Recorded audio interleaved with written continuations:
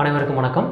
2025ஆம் ஆண்டுக்கான சிறந்த அம்மாக்கள் யார் அப்படின்றதுக்கான தேர்வு நடந்துட்டுருக்கு. இந்த தேர்வு பார்த்திங்கன்னா குடியரசுத் தலைவர் கையால் அவார்டு கிடைக்க போகுது. அந்த அம்மாக்கள் யார் அப்படின்னு சொல்லிட்டு டிஎன்பிஎஸ்சி படிக்கிறவங்க, யூபிஎஸ்சி எக்ஸாம் படிக்கிறவங்க தெரிஞ்சுதுன்னா கமெண்ட் பண்ணுங்கள். அந்த அம்மா யார் அப்படிங்கிறத பற்றி தான் நாம் இப்போ டீட்டெயிலாக பார்க்க போகிறோம். அதாவது சென்னை திருவெற்றியூரில் ராதா அப்படின்ற ஒரு பெண்மணி, 37 வயசு பெண்மணி இருக்காங்க. இந்த நேம் நம்ம கூப்பிட்றதுக்காக வச்ச பேர் தான். இவங்களோட ஹஸ்பண்ட் பேர் குமார். அவருக்கு வயசு 45 ஆகுது. இவங்க 2 பேருக்கு கல்யாணம் ஆகி 18 வருஷம் ஆகுது. இந்த குமார் ஒரு ப்ரைவேட் கம்பெனியில் வேலை பார்க்குறாரு. இவங்களுக்கு 2 பெண் குழந்தைங்க இருக்காங்க. ஒரு பொண்ணுக்கு 17 வயசு ஆகுது, இன்னொரு பொண்ணுக்கு 16 வயசு ஆகுது. கடந்த ஏப்ரல் 20ஆம் தேதி 2025 அன்னைக்கு இந்த குமாரும் அவரோட பொண்ணுங்க 3 பேரும் போயிட்டு போலீஸில் போயிட்டு ஒரு கம்ப்ளைண்ட் பண்ணுறாங்க. என்ன அப்படின்னா, இந்த பொண்ணுங்க என்ன சொல்கிறாங்க போலீஸ்கிட்டனா, எங்களை 2 பேர் ரேப் பண்ண ட்ரை பண்ணுறாங்க அப்படின்னு சொல்லி போலீஸ்கிட்ட சொல்கிறாங்க. யார் அவங்க அப்படின்னு சொல்லி கேட்கும்போது 2 பேரோட பேர் சொல்கிறாங்க. ஒருத்தர் பேர் முகமது ரஃபீக், வயசு 28 ஆகுது. இன்னொருத்தரோட பேர் அப்துல் கலாம், வயசு 28 ஆகுது. இந்த 2 பேரையும் போலீஸ் தூக்கி விசாரிக்கிறாங்க.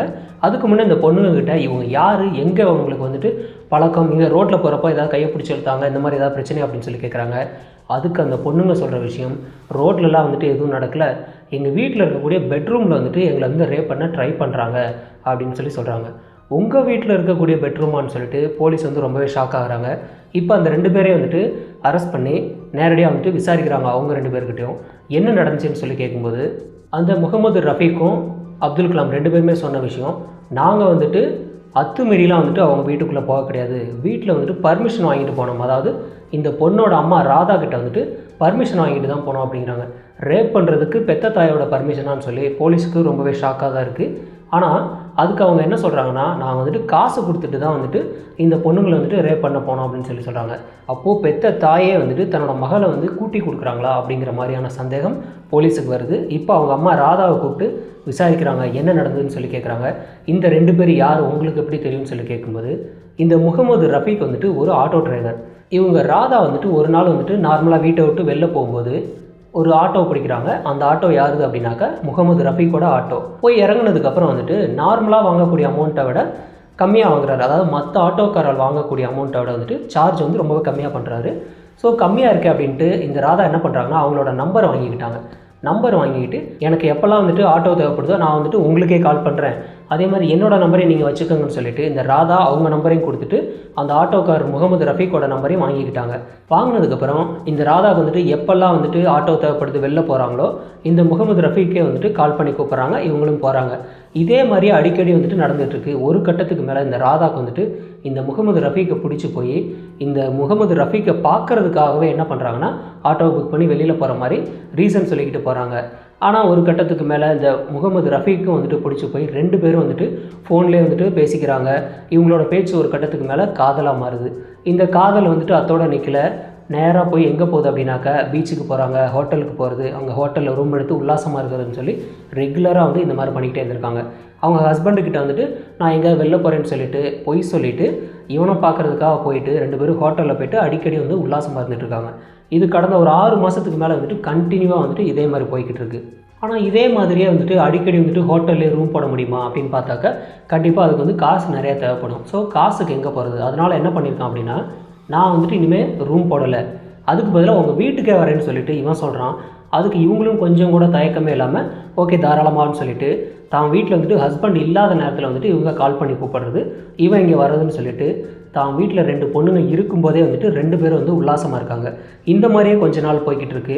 அதுக்கப்புறம் இந்த 2 பொண்ணுங்களும் இந்த ஆட்டோக்காரர் யார், எதுக்காக அடிக்கடி வர்றாரு அப்படின்னு சொல்லிட்டு இவங்க அம்மா கிட்ட கேட்கும்போது இந்த ராதா என்ன பண்ணியிருக்காங்கன்னா, அந்த பொண்ணுங்களை திட்டி இதெல்லாம் உங்களுக்கு தேவையில்லாத வேலை, உங்கள் வேலையை மட்டும் நீங்கள் பாருங்கன்னு சொல்லிட்டு அந்த பொண்ணுங்களை தான் பயங்கரமாக திட்டி அனுப்பி விடுறாங்க. இதே மாதிரியே பகலில் மட்டும்தான் இருக்காங்களா அப்படின்னு கேட்டால் கண்டிப்பாக கிடையாது.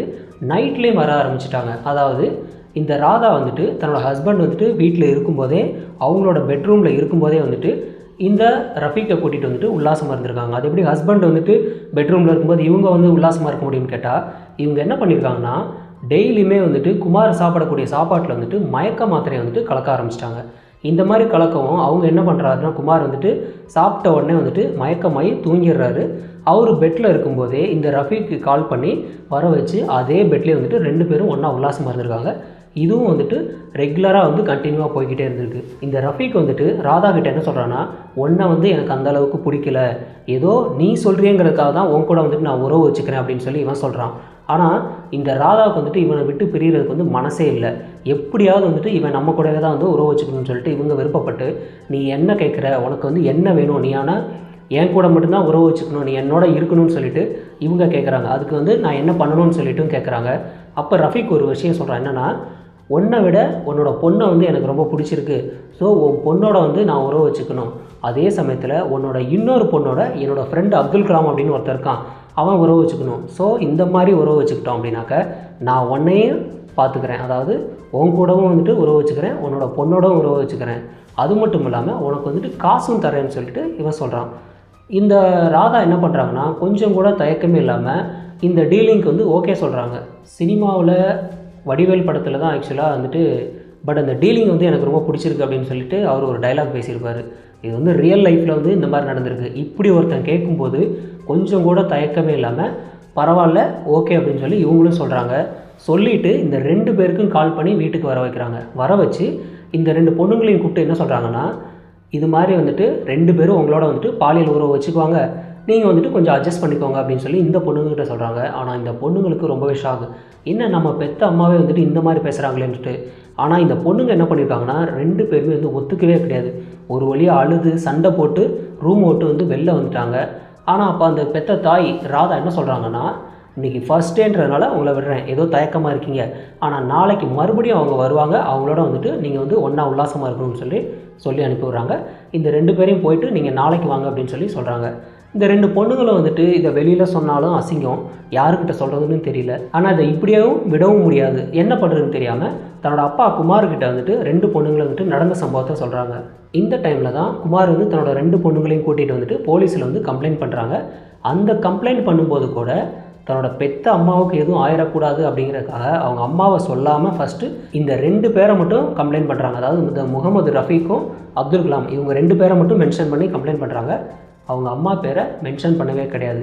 போலீஸ் விசாரிக்கும் போது தான் இந்த ரஃபீக் வந்து சொல்லும்போது தான் அவங்க அம்மா தான் பெர்மிஷன் வாங்கிட்டு வீட்டுக்குள்ள விட்டாங்கன்னு சொல்லும்போது தான் அவங்க அம்மா வந்து கூப்பிட்டு விசாரிக்க ஆரம்பிச்சிருக்காங்க. ஃபைனலாக வந்துட்டு அந்த முகமது ரஃபீக், அப்துல் கலாம், இந்த ராதா 3 பேரையும் வந்து போலீஸ் வந்து அரெஸ்ட் பண்ணிட்டாங்க. இந்த கேஸ் ஆக்சுவலாக நடந்துக்கிட்டு தான் இருக்குது. இந்த மாதிரி வந்துட்டு தன்னோட உடல் சுகத்துக்காக பெத்த மகளே வந்து கூட்டி கொடுக்குற அளவுக்கு வந்துட்டு ஒரு தாய் இருப்பாங்களா அப்படின்னு கேட்டால் தெரியல. அதனால் இவங்களுக்கு வந்துட்டு சிறந்த அம்மாக்களுக்கான விருது வந்து கண்டிப்பாக வழங்கணும். அதுக்கு நம்ம எல்லாரும் வந்து பரிந்துரைப்போம். இந்த கேஸில் இந்த ராதாவை பற்றின உங்களோட கருத்துக்களை வந்துட்டு கமெண்ட்டில் பதிவு பண்ணுங்கள். நன்றி.